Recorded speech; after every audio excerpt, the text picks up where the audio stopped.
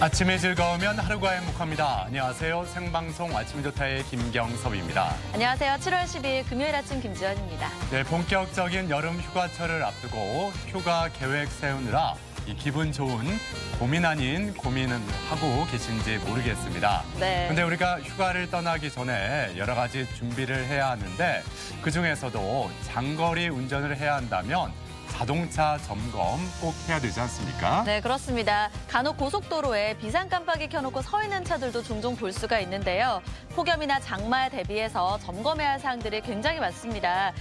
예를 들어 냉각수나 워셔의 보충도 중요하겠고요. 그리고 타이어 마모나 공기압 체크도 잊으면 안 되겠죠? 네, 그리고 꼭 지켜야 할 운전 습관들도 있습니다. 앞차와의 충분한 거리를 두는 거, 이건 기본이고 비가 올 때는 방향 지시등이나 전조등을 꼭 켜주셔야 합니다. 네. 근데 또 우회전을 할 때 이 방향 지시등 깜빡이를 켜지 않는 분들이 많이 계신데 뒷차와의 사고로 이어질 수 있는 만큼 꼭 고쳐야 할 습관이 아닌가 싶습니다. 네, 그리고 슬리퍼를 신고 운전하는 분들도 종종 볼 수가 있는데요. 갑자기 브레이크를 밟아야 하는 상황에서 슬리퍼가 가속 페달에 끼는 경우도 발생한다고 합니다. 작은 잘못된 습관 하나가 큰 사고로 이어질 수 있으니까요. 조심하셔야겠습니다. 네. 자, 그럼 오늘 날씨부터 먼저 알아보죠. 강혜라 기상캐스터. 네, 강혜라입니다. 네, 장맛비가 그치고 난 후에 오늘 아침 맑은 하늘을 볼 수가 있는데 오늘 낮 기온은 또 몇 도까지 올라가서 우리가 더위를 느끼는 건 아닐까 이런 염려도 좀 되는데 오늘 날씨를 비롯해서 주말 날씨까지 전해주시죠. 네, 오늘은 삼복 중 첫 번째인 초복이지만 크게 덥지는 않겠습니다. 여전히 상층에 찬 공기가 남아있는 데다가 구름의 양이 많기 때문인데요. 대전의 한낮 기온 29도로 예상됩니다. 다만 이 장맛비가 지난 뒤라 습도가 높아져서 좀 후텁지근하겠고요. 아침까지 일부 지역에는 안개가 남아있겠습니다. 다가오는 주말에는 비 소식이 있습니다. 오늘 밤 충남 북부부터 비가 시작돼 내일 오후까지 비가 내리겠고요. 예상되는 비의 양은 5에서 20mm로 많지는 않겠습니다. 위성 영상입니다. 오늘은 서해상에 위치한 고기압의 가장자리에 들면서 가끔 구름이 지나겠습니다. 지역별 날씨입니다. 낮 최고 기온은 천안 28도, 세종과 대전 29도로 예상됩니다. 한낮에 당진 27도, 태안 26도, 보령 26도로 전망됩니다. 바다의 물결은 모든 해상에서 1m 이하로 고요하게 일겠습니다. 주간 날씨입니다. 오늘 밤에 시작된 비는 내일 오후에 그치겠고요. 비가 그친 뒤 낮 기온은 점점 더 올라 덥겠습니다. 날씨였습니다. 네, 본격적인 더위를 알리는 초복인데 네. 이렇게 복날이 되면 그래도 보양식을 좀 먹어줘야 되는 거 아닌가라는 생각이 먼저 듭니다. 네. 그런데 이 복다림은 내 체질에 맞는 음식을 과하지 않게 적당하게 먹는 게 가장 중요하다고 하잖아요. 네, 그렇습니다. 삼계탕은요, 몸에 열이 많은 분들은 피하시는 게 좋고요. 추어탕은 소화기가 약한 분들에게 좋다고 합니다. 그리고 몸매 관리하시는 분들은 전복 요리가 도움이 된다고 하네요. 그래요.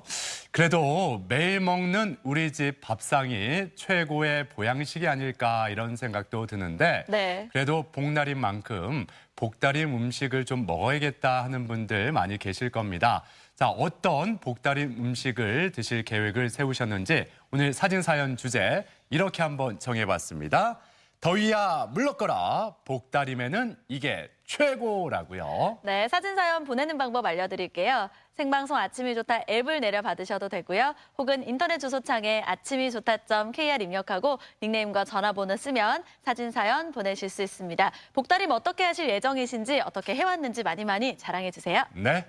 자, 오늘 첫 소식, 우리 지역의 문화예술 소식을 전해드리는 문화나들입니다.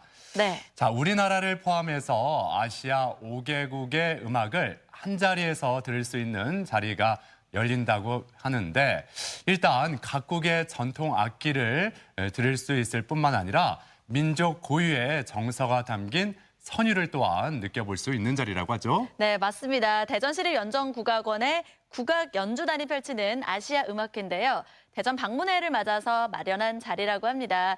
공연을 앞두고 막바지 연습이 한창이라고 하거든요. 그 현장으로 가보시죠. 전통 국악기로 만들어내는 아름다운 우리의 음악.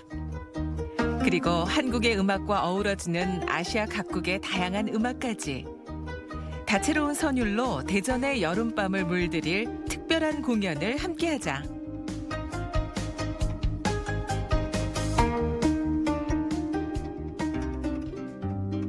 국악의 대중화, 생활화, 세계화를 펼치는 대전시립연정국악원. 오늘 저녁 이곳에서 국악 연주단과 아시아 음악가들이 모여 이색 공연을 마련한다. 사실 대전 방문의 해를 맞이해서 대전 지역의 우리 전통적인 국악도 중요하지만 새로운 국악 관현악도 중요하지만 또 그 아시아에 있는 음악들을 한번 좀 이렇게 다양하게 좀 선보이고 싶은 게 있었어요. 그래서 그런 공연 기회를 통해서 또 저희 악기와 우리 연정국악원을 아시아 쪽에 좀 홍보할 수 있는 그런 효과도 있고 또 이런 공연을 통해서 또 아시아에 있는 분들이 공연을 보고 또 대전을 또 방문할 수도 있지 않을까. 그렇다 해서 굉장히 퀄리티 있는 아주 굉장히 좋은 연주자들을 아주 잘 그쪽에서 유명한 그런 연주자들을 모셔서 이번에 공연을 기획하게 됐습니다.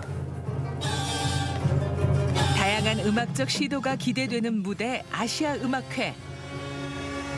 대전시립연정국악원 국악연주단이 선보이는 정기연주회다.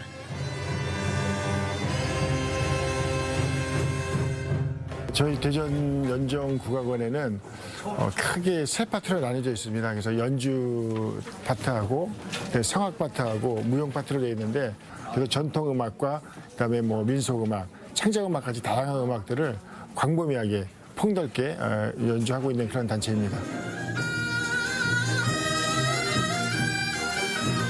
이번 공연의 시작은 아리랑 환상곡.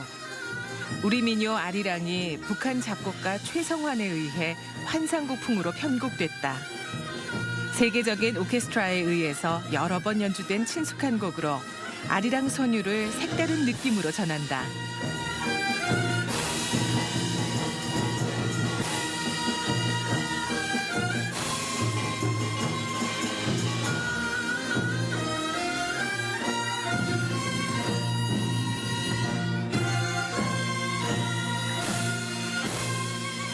저희 연주자들도 일본과 중국 그리고 베트남에서 오신 손님들을 맞이하기 위해서 최선의 노력을 다하고 그분들과 함께 무대에서 공유하고 또 음악으로서 소통하는 그런 시간에 대해서 굉장히 큰 기대를 갖고 있습니다.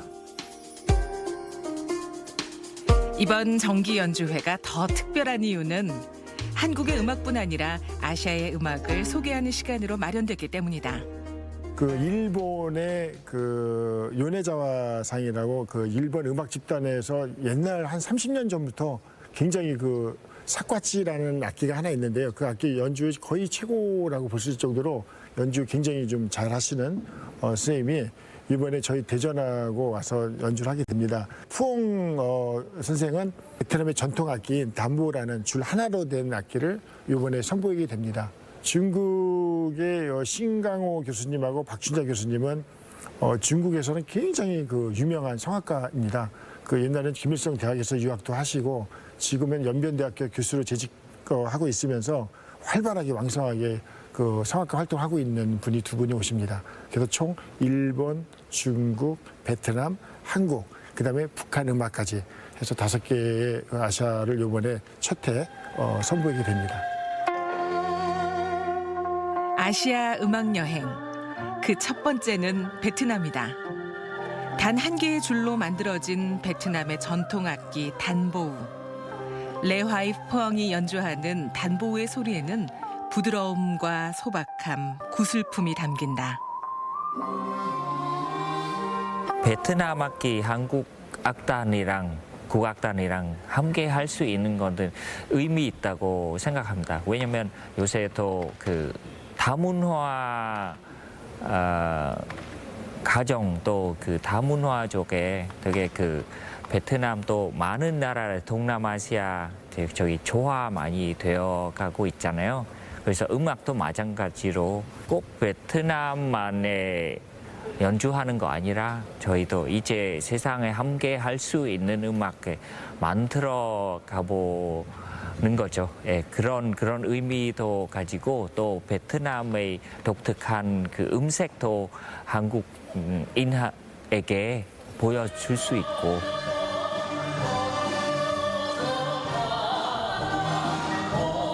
중국 연변에서 온 가수 신광호, 박춘희. 국악 연주와 함께하는 북한의 노래는 더 친숙하게 다가온다.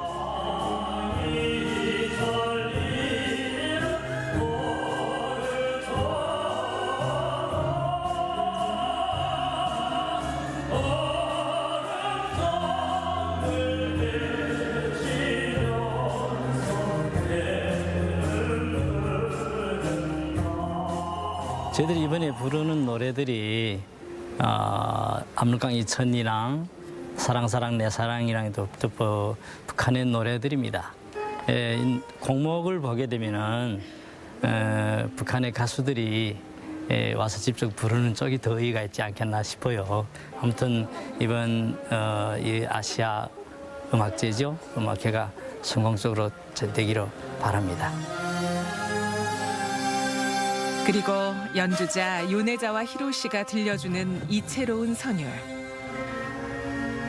일본의 악기 사쿠아츠는 목관 악기의 하나로 언뜻 단소나 퉁소와 닮아 있지만 그만의 독특한 음악적 색깔을 낸다.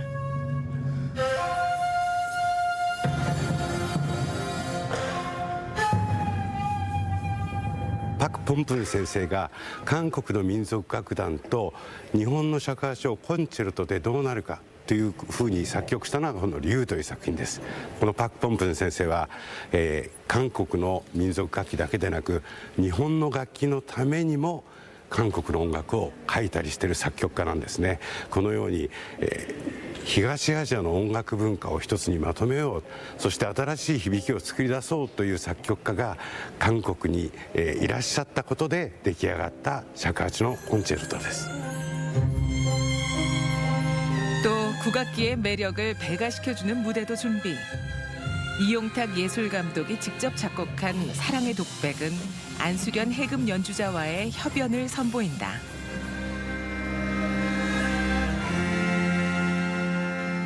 (2004년도에) 국립극장에서 공모를 해서 그때 2004년도에 이걸 해금 협주곡으로 다시 만들어서 그래서 연주곡을 만들었던 곡입니다. 근데 1, 2, 3악장은 구성이 되어 있는데 무용단 공연을 위촉받았을 때 1악장의 한 부분에 대한 부분을 소금과 해금 이중주로 연주를 작곡을 했던 부분이에요.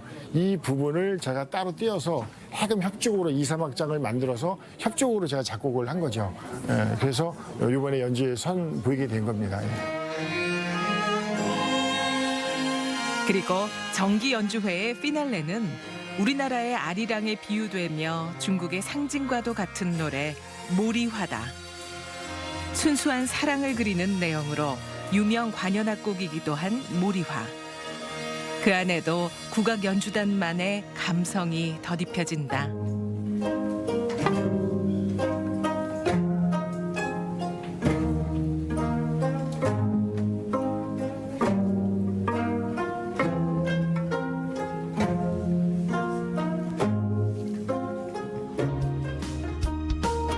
국악 관현악과 아시아 음악인의 만남이라는 독특한 콘셉트로 꾸며지는 공연. 오늘 저녁 대전시립연정국악원에서는 음악으로 하나 된 특별한 아시아를 만날 수 있다.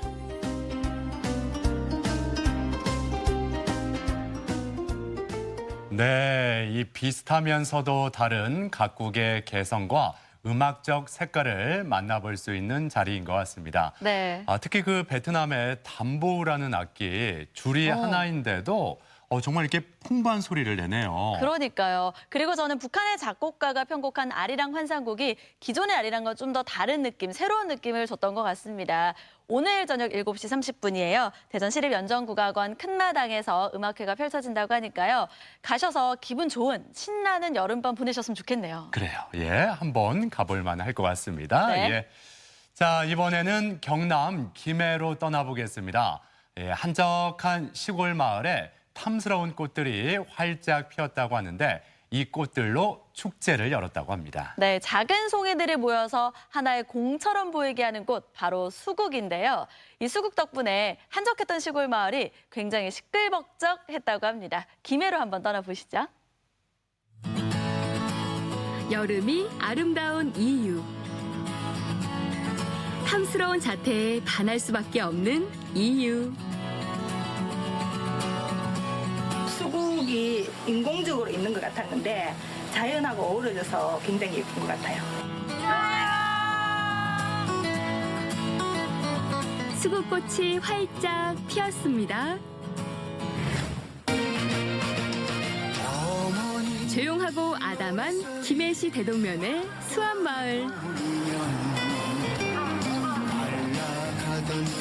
손님이라고 온 산능성 위를 드문드문 오가는 비행기가 전부였던 이곳에 모처럼 마을 곳곳 사람들의 발길이 늘어났다. 후텁지근한 여름, 불쾌지수를 잠재우는 수국의 향연 때문인데 자연스러운 모습이 정말 아름다운 것 같아요. 동네가 있는 줄 몰랐는데 너무 예쁘네요. 보니까 구석구석이 집 구경하는 것도 재밌고 예, 꽃도 예쁘게 다들 키워놓으셔서 예, 굉장히 즐거워요.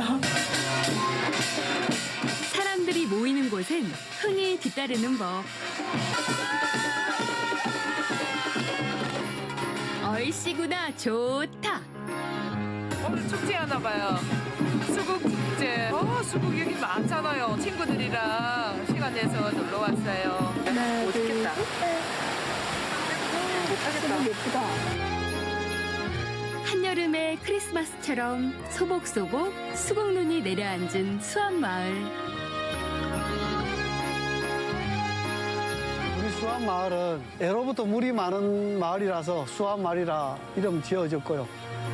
65가구 130여 명이 살고 있는 자그마한 마을입니다. 수국 정원축제는 2회째이고요. 재작년부터 만들기 시작했습니다. 농림부에서 창조적 마을 만들기 사업의 일환으로 마을을 깨끗하게 개선하고 있습니다. 이제 막 꽃봉오리를 틔운 작은 축제지만 입소문을 듣고 여기저기서 찾아와준 많은 사람들. 일부러 꽃 찍으러 왔습니다. 멋지게 나오네. 와보니까 뭐 꽃도 여러 가지 많이 피고 있고 괜찮네요. 어머니는 어떠십니까? 좋아요. 아니 그런데 남의 집 대문을 들락날락 한다? 아이고 반갑습니다. 안녕하세요. 예, 오세요.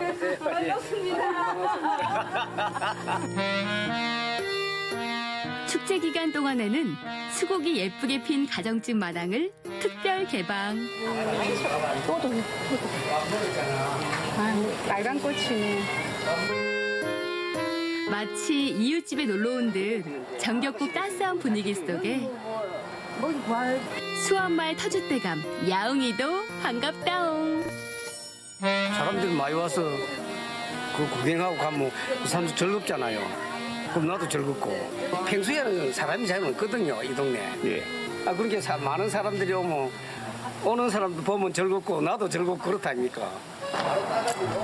오랜만에 피어보는 이야기꽃. 원래 이 자주 나와요. 그래. 자키 열매는 큰게 많이 열려가지고 이게 씨가 좀 묵게 그래서 그렇지. 밑에 다 그렇지 닦아봐라. 예, 하나 뭐 집에 하나 있으면은 의사가 하나 있다 했는데. 하나도 안 친데? 맛있잖아. 달고 맛있어요. 고향 온 것 같은 그런 느낌? 예, 뭐 편안하게 이렇게 이곳저곳 구애받지 않고 볼 수 있어서 더 좋은 것 같아요. 가정집을 오픈해가지고 예쁜 정원들을 소담하게 만들어놓은 정원들을 오픈해서 그게 너무 보기 좋고요. 그리고 되게 정감이 가고 정스럽습니다. 그래서 지금 천천히 구석구석 둘러보고 있는 중입니다.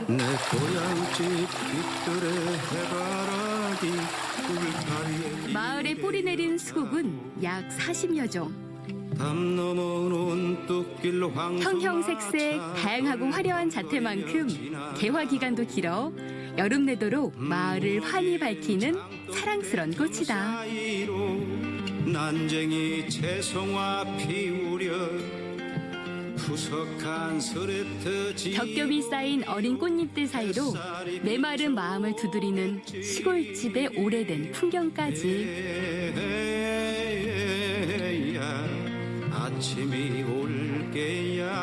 그리고 골목을 따라 올라가다 보면 하얀 캔버스 위에도 수국이 활짝 꽃을 피웠다. 방문객들을 위해 준비한 체험 프로그램. 네, 무료로 써드리고요. 만약에 저기 발송을 원하시면 저기 우편함에 우표가 500원 주시면 됩니다. 한자 한자 정성이 돋보이는 캘리그라피 엽서. 이쁘게 잘 쓰시네. 얼마 만에 써보는 편지인지 설레는 마음으로 우편함에 쏙. 이런 체험이 오늘 2회째라는데 저는 오늘 처음 왔거든요. 근데 이런 체험할 수 있는 게 있어서 좋아요. 마을 중심부에 위치한 대나무 숲도 인기 명소. 몇 년 전까지만 해도 잡초가 무성했던 곳이건만 이젠 사람들의 발길로 가득 채워졌다. 공기가 대나무에서 나오는 그 공기가 너무 시원해요. 마을 어귀에선 분홍분홍한 수국이 절찬리에 분양 중. 얘는 저예요. 얘는 그냥 이파리만 있거든요. 이파리만 있어도 저래가 나중에 저래 됩니다. 두 개는 다 하지. 많아요. 우리 꽃도 많고 일본 뭐 가정집이 더 이쁜 게 많아요. 수국이 많은데 또 뭐가 있나 싶어가. 흰색이 좀 귀하거든요. 근데 오니까 흰색은 아, 돈 봐. 어디 한번 보자고.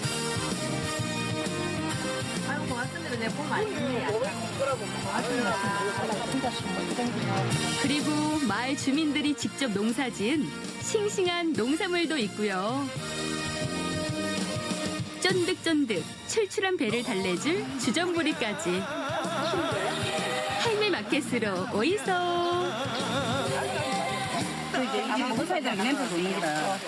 냄새 맡고 저 밑에서 살살 올라왔어요. 여기 있네. 이 향이 저 멀리까지 나서. 중국에서 이런 거 냄새가 냄새 맡고 찾아왔어요.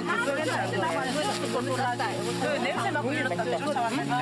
고구마 튀게, 옥수수, 누룽지, 호박, 오이, 뭐 간장 없는 게 없다. 물도 이 소안의 물이 얼마나 좋은지 오늘 냉국 맛있다고 얼마나 손님들이 그러는지 칭찬을 많이 받았어요. 지금 가서 오늘 잘했어요. 장사 잘 됩니다. 돈 보이소. 더비 줄게. 자. 동네를 수안 동네를 깨끗한 동네라고 알리기 위해서 이렇게 하지 장사 된다고 돈 벌이려고 하는 거 아니고. 물이 좋은 수안마을과 물을 좋아하는 수국이 만나 화사하고 청초하게 꽃피운 여름의 추억. 푸근한 고향의 정서를 머금은 수안마을의 향기는 오늘도 더욱 짙어갑니다.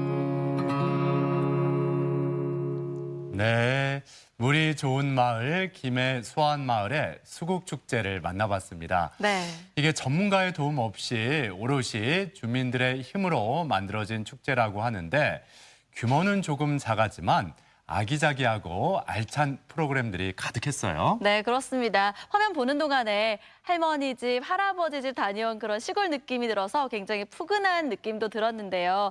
지금 이맘때가요, 수국이 가장 예쁜 절정의 시기라고 합니다. 우리 지역의 천리포 수목원에도 수국이 만개했다고 하니까 주말에 한번 구경 다녀오셔도 좋을 것 같습니다.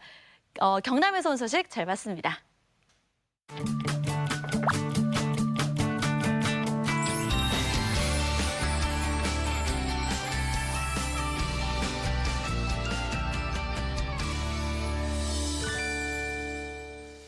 누구나 나이가 들면서 자주 깜빡깜빡 잊어버리게 되는데 네. 특히 중년 이후에는 외출할 때 가스 밸브는 잠갔는지 또 불은 껐는지 다시 한번 헷갈려서 집에 들어가는 경우가 종종 있잖아요. 네, 저는 전화 통화하면서 휴대전화가 어디 있는지 찾을 때도 있거든요. 그렇죠, 예. 사실 뭐 성격이 덜렁대기 때문에 그럴 수도 있다라고 생각할 수 있지만 일상생활이 힘들 정도로 이런 일이 잦다면 치매 걱정이 안 될 수가 없죠. 맞아요. 예. 그래서 오늘 건강톡톡 이 시간에는 기억의 지우개라고 불리는 치매에 대해서 자세히 알아보겠습니다. 네. 오늘 도움 말씀을 위해서 신경과 전문의 이택준 교수 나오셨습니다. 어서 오세요. 안녕하세요. 네.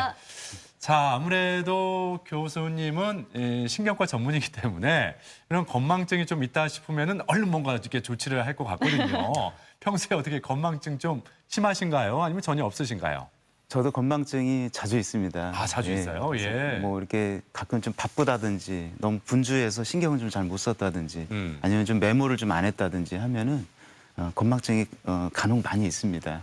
그렇군요. 예. 누구나 다 똑같군요. 예, 맞습니다. 네. 근데 이렇게 건망증이 심해지면 이게 또 치매로 이어지는 게 아닐까 많이들 궁금해 하시는데 네. 먼저 이 치매라는 게 어떤 질환인지부터 좀 짚어보죠.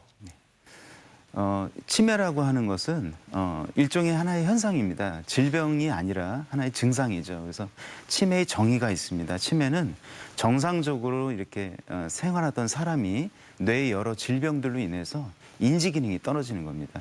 여기서 말하는 인지 기능이라고 하는 거는 우리가 이제 일반적인 사람들이 생각하는 사고라든지 기억이라든지 일상적인 생활을 잘 하는 데 있어서 우리가 필요한 그런 것들을 얘기하는 건데요. 이런 인지 기능이 떨어지게 되면은 일상생활에 지장을 주게 되고 또 더 나아가서는 뭐 직업생활이라든지 사회생활이 안 되는 그런 경우를 우리가 치매라고 얘기합니다. 우리가 일시적으로 정신이 혼돈스럽고 착각이 들고 이런 현상, 뭐 예를 들어서 선망이라든지 이런 것과는 의학적으로 좀 차이가 있고요. 그래서 우리가 치매는 진단명이 아니라 여러 가지 원인에 의해서 발생하는 하나의 증후군이다. 이렇게 얘기할 수 있습니다. 근데 치매가 아무래도 노인성 질환이다 보니까 이제 조금씩은 이제 우리나라가 고령화 사회로 진입하지 않겠습니까? 그래서 우리나라 65세 치매 유병률이 한 9.1% 정도 됩니다. 전 세계적으로 봤을 때 65세 이상의 치매 유병률이 대략적으로 한 5에서 10% 정도 본다고 친다면 우리나라 통계나 세계적인 통계나 거의 비슷하다고 볼 수 있기 때문에 이 치매 현상은 개인으로 봤을 때도 그렇고 또 전 세계적으로 사회적으로 봤을 때도 굉장히 중요하고 또 심각한 문제라고 얘기할 수 있을 것 같습니다. 예. 네. 네. 그리고 사실 주변에서는 치매보다는 건망증 때문에 걱정하는 분들이 참 많은 것 같습니다. 휴대전화 어디 있는지 찾는 거는 또 기본이고요. 주차한 차량이 어디 있는지도 한참 찾았다는 분들도 계시거든요. 건망증과 치매는 어떤 차이가 좀 있을까요? 예, 건망증을 호소하시는 분들은 뭐 굉장히 많습니다. 저도 물론 마찬가지고요. 건망증은 일반적으로 약간의 노화 현상입니다. 정상적인 노화 현상이기 때문에 실제로 병원에 오셔서 검사를 하게 되면 일반적인 인지기능 검사라든지 이런 검사를 하면 이상이 없습니다. 근데 개인적으로는 계속적으로 주관적으로 기억력이 떨어진다고 이렇게 호소를 하시는 거죠. 건망증하고 치매하고는 조금 완전히 이렇게 분리해서 구분하기가 100% 어려울 수는 있습니다. 하지만은 조금 이렇게 간단하게 설명을 드리면 건망증은 기억력이 다소는 떨어지지만 기억력 외의 인지 기능, 예를 들어서 계산하는 거, 말씀하시는 언어 능력, 또 방향 찾는 시 공간 능력, 또 여러 가지 성격 변화 이런 것들이 없고요. 또 기억 저하로 인해서 일상생활에 큰 실수를 하거나 어떤 기능에 문제가 생기거나 직업생활이나 사회생활이나 일상생활에 전혀 지장을 주지 않는 그런 상태를 건망증이라고 얘기하는 거죠. 건망증은 뭐 스트레스가 있기도 하고 심리적인 우울증, 뭐 이런 어떤 여러 또 내과적 질환, 여러 가지 약물을 섭취했을 때 기억력이 일시적으로 떨어지는 경우도 있습니다. 뭐 가령 예를 들자면 진료실에 이제 뭐 50대 여성분께서 이렇게 주부께서 이렇게 오셨다고 만일에 예를 들어본다면 건망증이 자꾸 깜빡깜빡 하신다. 냉장고에 물건을 두고 어디 있는지 몰라 하시고 그런 경우 때문에 걱정해서 이렇게 오시게 되는 거죠. 내가 혹시 치매가 아니냐 혹은 치매 전조 증상이 아니냐. 우리 부모님도 예전에 치매로 돌아가셨다. 이렇게 걱정을 하셔서 오시는 경우가 아주 종종 있습니다. 그러면 이제 보통 이제 말씀을 많이 들어보고 여러 가지 문진을 해보게 되는데요. 보통 이제 그렇게 건망증이 있는다 하더라도 일상적인 생활은 다 하세요. 뭐 본인 치장은 물론이거니와 뭐 일반적인 집안 생활, 집안 뭐 다 챙기고 그다음에 음식 만들 때도 예전하고 똑같이 음식도 맛있게 만드시고 일반적으로 사회생활도 잘하시고 취미생활도 잘하시고 근데 기억력만 조금 떨어지신다 이렇게 말씀을 하신다면 그런 경우는 뭐 치매의 전조 증상이라기보다는 일반적인 우리가 얘기하는 건망증이다 이렇게 얘기할 수 있을 것 같습니다. 네. 그래도 우리 심한 건망증이 오래 지속이 된다면 이게 또 치매로 이어질 수 있는 경우도 있을까요? 어떻습니까? 치매는 하나의 예전에 이제 치매를 노화 과정이다 이렇게 생각을 했는데 여러 연구들에 의하면은 이 치매는 여러 가지 질병으로 인해서 생기는 하나의 질병입니다. 그렇기 때문에 이제 건망증하고 앞서 말씀드린 것처럼 구분을 해야 되겠고요. 다만 이제 치매 중에 가장 흔한 게 알츠하이머 병이거든요. 알츠하이머 치매라고 얘기하는데 가장 흔합니다.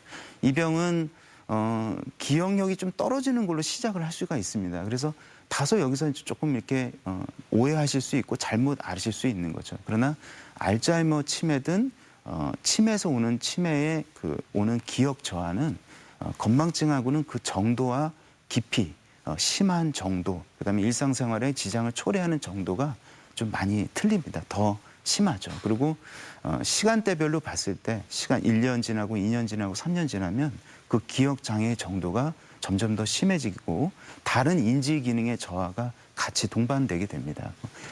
방향을 못 찾는다든지 말씀을 빨리빨리 못 알아듣는다든지 뭐 여러 가지 계산 능력이 떨어진다든지 이런 인지 장애가 같이 나타나기 때문에 만일에 이런 수준이 되고 이런 단계, 이런 초기 증상이 보인다면 병원에 빨리 오셔야 되겠죠. 네, 그렇군요. 그렇다면 본인 스스로가 나의 건망증이 어느 정도인지를 체크해보면 도움이 될 것 같은데요. 자가진단 항목들이 좀 있다고요. 네, 맞습니다. 예.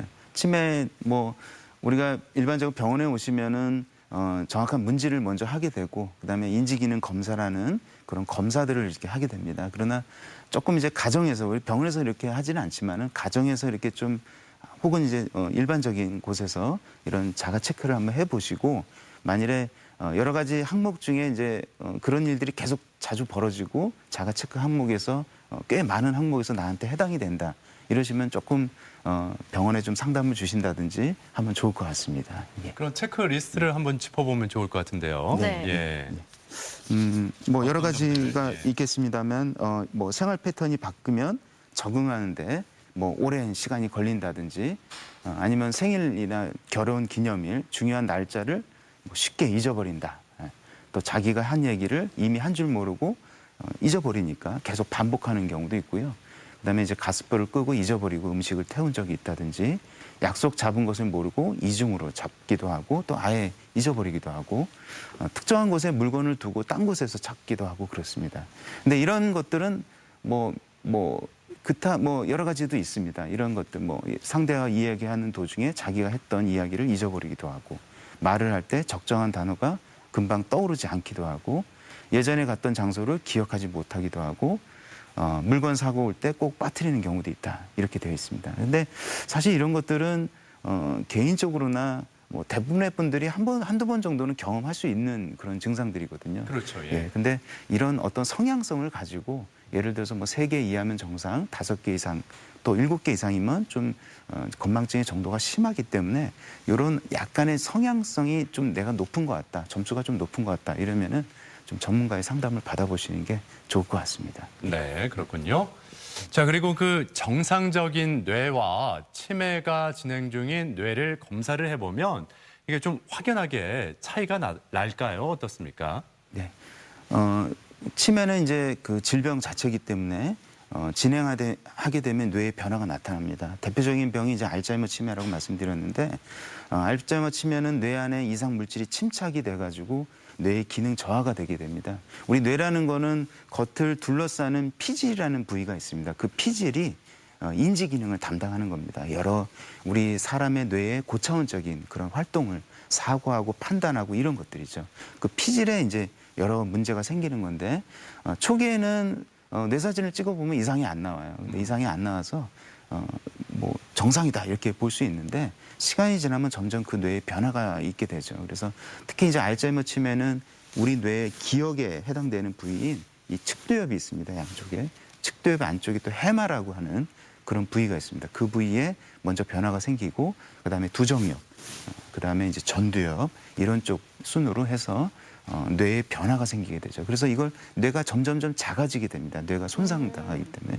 그래서 이거를 우리가 의학적으로는 뇌 위축이라고 이렇게 얘기하죠. 그래서 실제로 병원에서는 CT나 MRI 뭐 이런 것들을 찍습니다. CT에서 MRI에서 뇌가 이렇게 정상인에 비해서는 그리고 젊은 어떤 분들에 비해서는 뇌가 상당히 좀 작아 보이게 되는 그런 현상을 보이게 되죠. 예. 네. 그리고 앞서 치매라는 게 병의 진단명이 아니라 여러 가지 원인으로 인해서 발생하는 하나의 증후군이다라고 설명을 해주셨는데요. 그렇다면 여러 가지 원인이 있다 보니까 종류도 굉장히 다양할 것 같습니다. 어떤 것들이 있을까요? 대략적으로 치매는 거의 한 70여 가지 정도 됩니다. 굉장히 원인이 다양한데요. 그중에 가장 흔한 것은 역시 흔하고 또 중요한 것은 알츠하이머 치매입니다. 예, 대략 한 6에서 한 70% 정도 차지하는 그런 질병이라고 얘기할 수 있습니다. 아직 근본적인 원인이 의학적으로 잘 밝혀지진 않았는데 대개는 이제 연세 드신 나이에서 뇌에 이상 물질이 침착해서 뇌에 변화를 초래하는 그런 질병이 되겠습니다. 그리고 두 번째가 이제 혈관성 치매입니다. 우리가 중풍, 뇌졸중 이렇게 보통 얘기를 하지 않습니까? 혈관이 막히는 게 뇌경색이라 하고 뇌로 가는 혈관이 터져서 생기는 여러 증후군들을 우리가 뇌출혈이라고 얘기하는데 뇌경색과 뇌출혈을 통칭해서 우리는 뇌졸중이라고 얘기합니다. 이렇게 뇌로 가는 작은 혈관이 누적해서 막히는 경우도 있고 아니면 뇌로 가는 굵은 혈관이 여러 군데 막히게 되면은 결국 나중에는 인지 기능이 이제 떨어지게 되는 거죠. 예, 그래서 이것을 우리가 혈관성 치매라고 얘기합니다. 치매의 대표적인 원인이 알츠하이머 치매인데 알츠하이머 치매 다음으로 중요한 원인이 혈관성 치매라고 얘기할 수 있고요. 그 외에도 여러 원인들이 있습니다. 퇴행성 질환으로 오는 여러 또 치매가 있고 전신적인 그런 내과적인 질환으로 또 치매가 올 수 있습니다. 예를 들어서 갑상선 질환이 있다든지 간이나 콩팥 기능이 좀 안 좋다든지 아니면 비타민 결핍증이 있다든지 여러 가지 감염성 질환 때문에 치매가 초래되는 경우가 있습니다. 예. 그렇군요. 예. 자, 그렇다면 이 치매를 의심해 볼 수 있는 증상들 구체적으로 어떤 것들이 있는지 좀 짚어주시죠. 네. 그래서 이제 인지 기능이 떨어집니다. 인지 기능의 대표적인 거는 아무래도 기억력이 떨어지는 거겠죠. 그래서 기억력이 떨어지는 거는 몇 가지 예를 들자면 물건을 어디 두고 뭐 잊어버리는 경우 그런 것들이 있습니다. 근데 이런 것들이 좀 심화되거나 더 심해지면은 했던 말을 반복해서 질문하거나 이렇게 되겠습니다. 그다음에 이제 언어 장애인데요. 언어 장애는 물건을 이름을 모르고 이것 저것 이런 식으로 하는 겁니다. 예를 들어서 뭐 전화기가 여기 있다 이러면은 전화기라고 이렇게 얘기를 못하고 이거 저거 뭐 이런 식으로 지칭하기도 하죠. 이게 사물 이름 대기라고 하는데요. 근데 이거 지금 좀 심화되면은 언어 기능이 떨어지니까 상대방의 말을 이해를 좀 잘 못하는 거죠. 그래서 엉뚱한 대답을 하기도 하고 적절한 대답을 못하기도 하고요. 그런 언어 장애가 올 수 있고 그다음에 이제 공간 지각 능력이라고 하는데 시공간 능력이라고 하는데요. 우리가 공간 지각 능력이 있어야만 뭐 길을 제대로 찾아다닐 수 있고 방향 감각이 생길 수가 있습니다. 그래서 초기 증상에는 우리 지하철 입구를 찾지 못해서 이렇게 헤매거나 그런 경우가 있습니다. 낯선 길을 갈 때는 물론 누구나 좀 헤맬 수는 있겠습니다만 예전에 좀 잘 찾던 길도 잘 못 찾아가는 경우가 이게 초기 증상이 되겠고 조금 시간이 지나면은 익숙한 길도 참 잘 찾지 못하고 아주 치매가 좀 심화되신 분들은 집안에서도 이렇게 화장실을 못 찾는다든지 하는 그런 경우가 올 수 있습니다. 그리고 이제 계산력이 좀 떨어져 가지고요. 여러 가지 이제 돈 세거나 물건 계산하거나 이럴 때 돈 거래에서 실수를 하기도 하고 거스름돈을 거슬러 주거나 아니면 받거나 할 때 잘 계산을 못하고 이런 경우가 있습니다. 그리고 도구 사용 이런 것도 다 뇌의 피질에서 하는 인지 기능의 영역 중에 하나인데요. 예를 들어 일상적으로 생활하던 도구나 가전제품을 사용법을 잘 못 다룬다든지 못 만진다든지 음식 만들기, 취미생활 이런 것들은 다 도구가 필요한 것들인데 이런 것들을 못하게 되는 것이죠. 그리고 마지막으로 이제 이상 행동이 있습니다. 성격의 변화라고 하는데 주로 이거는 전두엽에서 보통 이 기능을 하는데 예전에는 좀 점잖고 조용하시던 분이 쉽게 화도 내고 참을성이 없어지고 그렇게 되는 성격의 변화가 생길 수 있고 반대로는 하루 종일 아무것도 안 하고 그냥 의욕이 없이 가만히 있는 무의욕증이라고 얘기하는데 그런 증상들이 또 생기는 경우도 있습니다. 네. 네, 치매 증상들을 쭉 짚어주셨는데요. 이런 증상이 나타났을 때 진단을 받아야 될 텐데 어느 정도 심할 경우에 검사를 받는 게 좋을까요? 예, 그래서 이런 인지 기능 저하가 지속적으로 나타나고 또 증상이 좀 심화되고 그리고 일상생활의 기능이 조금씩 떨어지고 있다. 이런 것들이 발견이 되고 스스로 느끼고 또 주변 가족분들이 그것을 느꼈을 때는 병원에 와서 상담을 받으시는 게 좋겠고요. 만일에 이제 간헐적으로 깜빡깜빡 하시면서 일상적인 생활은 다 잘하신다 이러면은 특별히 걱정하시지 않으셔도 무관할 것 같습니다. 네. 근데 이 치매도 이 진행 정도에 따라서 증상이 좀 다르게 나타날 것 같다라는 생각이 들거든요. 예. 어떻게 다른지 이 점도 한번 짚어주시죠. 예, 어떤 질병이든지 이제 초기 단계가 있고 또 이제 질병이 확연하게 생기게 되는 중기 단계, 또 질병이 좀 마지막에 이르는 그런 말기 단계가 있게 되겠습니다. 치매에서 보이는 초기 단계에서는 기억력이 조금씩 떨어집니다. 그리고 근데 그 기억력이라는 거는 일상적으로 크게 드러나진 않아요. 일견 보기에는 정상적으로 생활하는 것 같지만 자세한 이렇게 면담을 통해서 확연하게 드러나는 그런 단계가 되겠고요.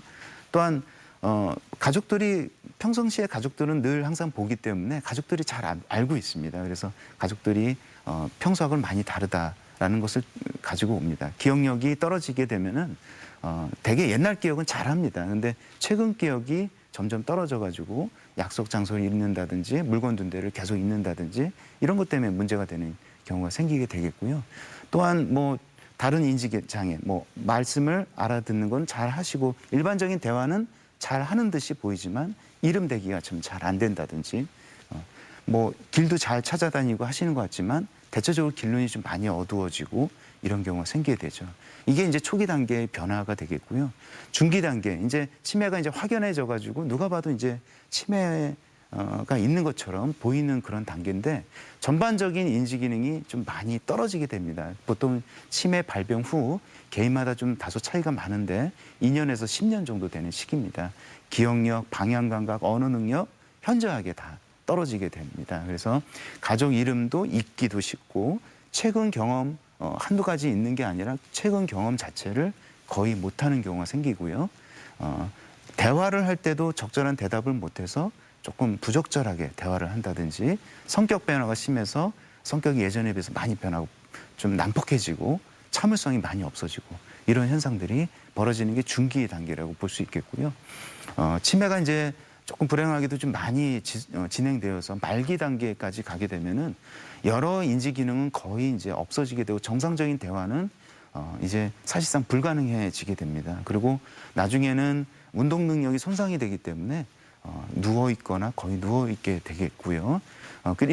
이런 정도까지 되면은 사실은 혼자서 생활하기는 거의 불가능하고요. 지속적인 간병이 필요하고 또 여러 가지 요양시설이라든지 이런 쪽으로 입소하게 되는 그런 계기가 되는 그런 시기가 치매의 말기 단계라고 볼 수 있겠습니다. 네.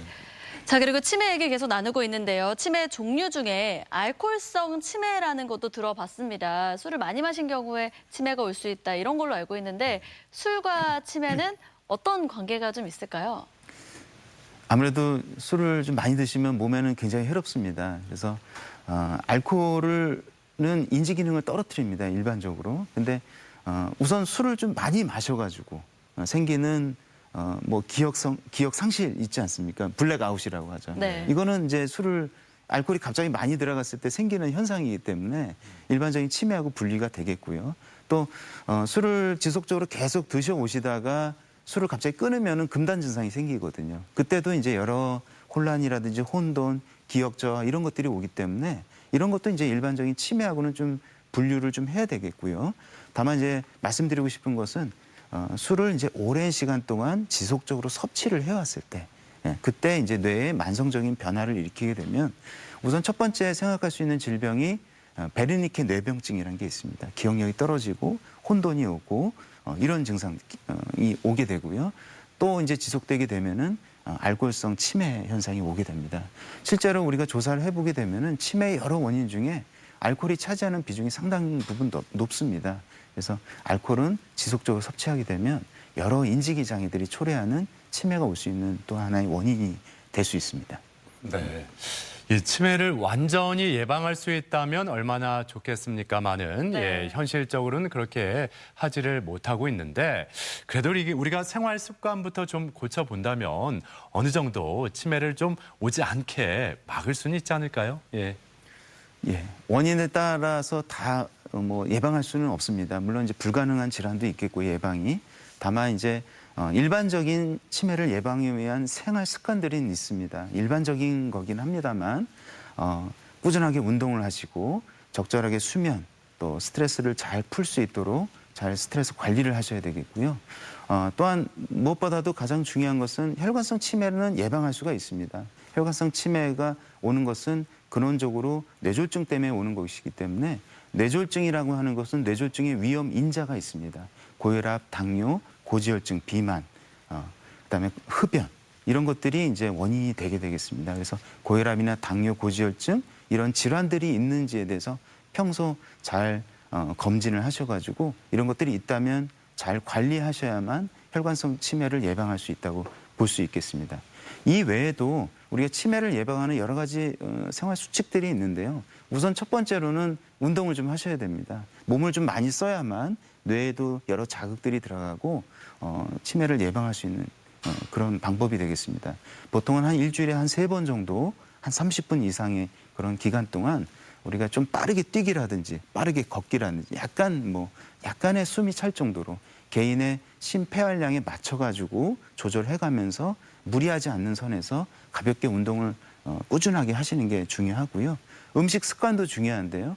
뭐 견과류라든지 야채나 과일 같은 이런 음식들을 많이 드시고 세 번째로 또 강조드리고 싶은 건 뭐냐면 머리를 좀 많이 써야 됩니다. 신문도 많이 보시고 책도 보시고 그다음에 사회생활을 끝까지 유지해서 잘 하셔야 됩니다. 취미생활도 끊지 마시고 끝까지 취미생활 잘 하셔가지고 그래야만 이제 뇌에 지속적으로 자극이 되면서 뇌의 기능이 좋게 유지가 될 수 있다고 그렇게 볼 수 있을 것 같습니다. 네. 자, 이렇게 치매를 예방하는 방법까지 치매에 대해서 알아보고 있는데요. 이번에는 시청자 여러분이 남겨주신 궁금증도 풀어드리겠습니다. 치매 예방에 손가락을 많이 쓰는 운동이 좋다고 하는데요. 어떤 운동이 좋을까요? 라는 질문이 있어요.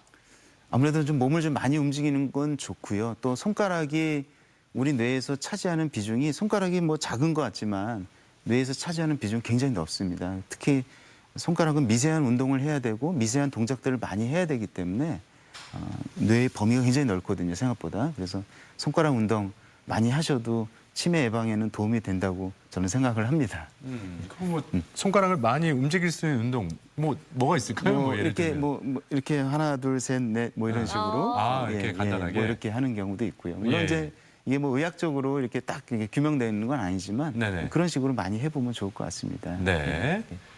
자, 그리고 다음 질문입니다. 가족 중에 치매 환자가 있습니다. 상태가 많이 심각하진 않지만 우울증이 온 것처럼 늘 잠만 주무십니다. 이렇게 치매가 오면 우울증도 동반되는 건가요? 그 치매라는 게 인지 기능이 떨어지는 질환은 맞는데요. 좀 진행하다 보면은 아까 말씀드린 중기나 말기가 되면 행동 장애가 동반이 됩니다. 행동 장애 중에 대표적인 게 바로 뭐 선망이라든지 망상이라든지 그다음에 이제 뭐 불안감, 초조함 이런 건데 또 대표적인 게 하나가 우울증입니다. 치매 초기에도 생길 수 있고요. 그런 우울증이 또 잘 치료가 되면은 치매에 동반되는 증상들이 개선이 될 수 있는 효과도 있고요. 또한 치매가 또 노인분들은 또 우울증이 또 치매 증상하고 좀 이렇게 헷갈려서 보일 수 있습니다. 그래서 노인성 우울증을 잘 진단해서 우울증을 또 컨트롤하면은 또 치매 증상이 또 생각보다 좋아질 수 있는 그런 것들이 있기 때문에 여기서 우울증은 잘 치료가 돼야 되는 증상 중에 하나가 되겠습니다. 그렇군요. 예. 네. 자, 이렇게 오늘은 치매와 관련해서 이런저런 얘기 나눠봤고요. 다음 이 시간에는 어깨 통증에 대해서 알아보겠습니다. 궁금한 점 있으신 분들은 게시판에 남겨주세요. 지금까지 신경과 이택준 교수와 함께했습니다. 오늘 말씀 고맙습니다. 고맙습니다. 감사합니다. 계속해서 우리 지역 날씨 알아봅니다. 강혜라 기상캐스터. 네, 삼복더위가 시작되는 초복인 오늘도 더위가 아주 심하지는 않겠습니다. 여전히 상층에 찬 공기가 남아있는 데다가 구름의 양이 많기 때문인데요. 대전의 한낮 기온 29도로 예상됩니다. 다만 장맛비가 지난 뒤라 좀 후텁지근하겠습니다. 다가오는 주말에는 비 소식이 있습니다. 오늘 밤 충남 북부부터 비가 시작돼 내일 오후까지 비가 내리겠는데요. 예상되는 비의 양은 5에서 20mm로 많지는 않겠습니다. 위성 영상입니다. 오늘은 서해상에 위치한 고기압의 가장자리에 들면서 가끔 구름이 많겠습니다. 지역별 날씨입니다. 낮 최고 기온은 천안 28도, 공주 28도, 세종과 대전 29도로 예상됩니다. 한낮에 당진 27도, 보령 26도, 부여 28도까지 오르겠습니다. 바다의 물결은 모든 해상에서 1m 이하로 고요하게 일겠습니다. 주간 날씨입니다. 오늘 밤에 시작된 비는 내일 오후에 그치겠고요. 비가 그친 뒤 낮 기온은 점점 더 올라 덥겠습니다. 날씨였습니다.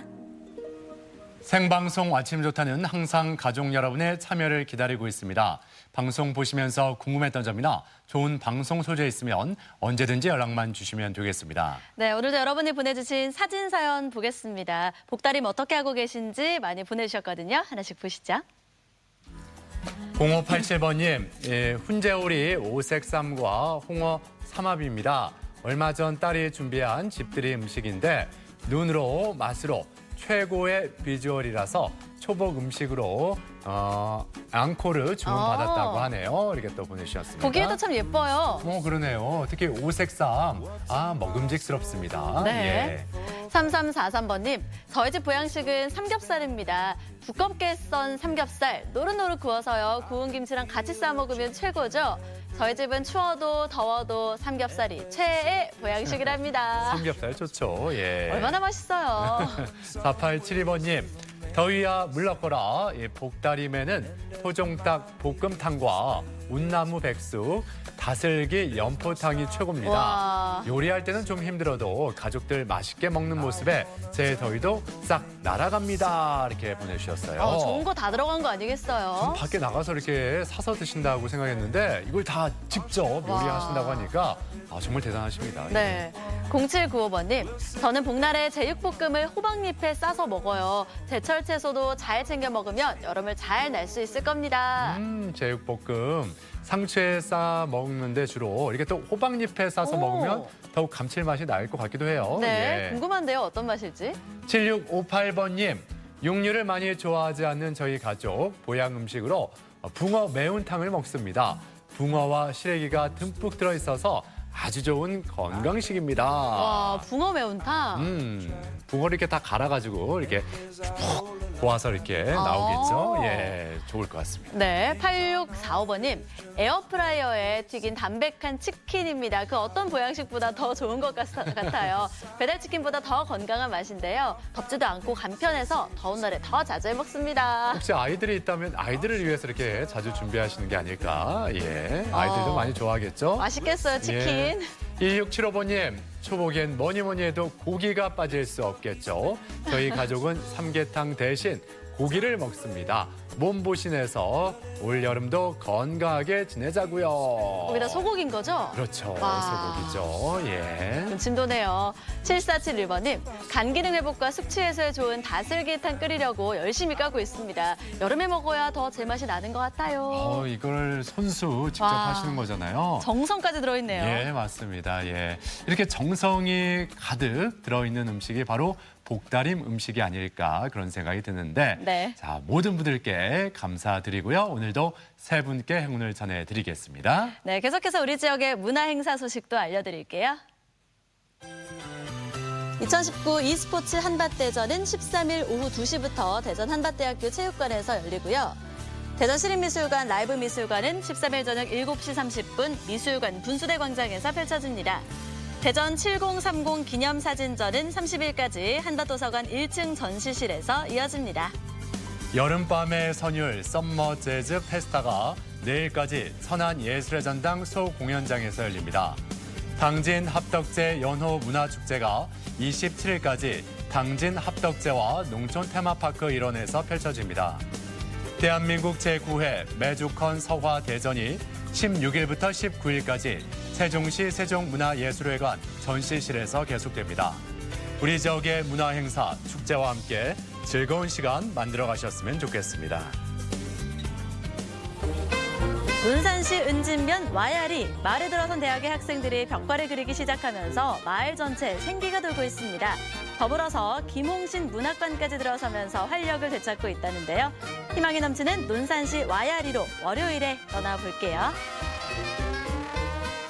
앞서 오늘 초복이라 이 복다림 음식에 대해서 사진 사연을 받아봤는데 네. 물론 이렇게 보양식을 드시면 좋겠죠. 근데 좀 여의치 않아서 좀 못 드신다 하더라도 너무 서운해하지 마시고 그냥 가족과 함께 한 밥상에 앉아서 평소에 음식 드시면서 덕담 나누는 게 이게 또 복다림 음식이 아닐까 그런 생각이 그럼요. 들었습니다. 예. 자, 이번 주말도 건강하게 즐겁게 보내시길 바라고요. 저희는 다음 주 월요일 아침 8시 30분에 다시 인사드리겠습니다.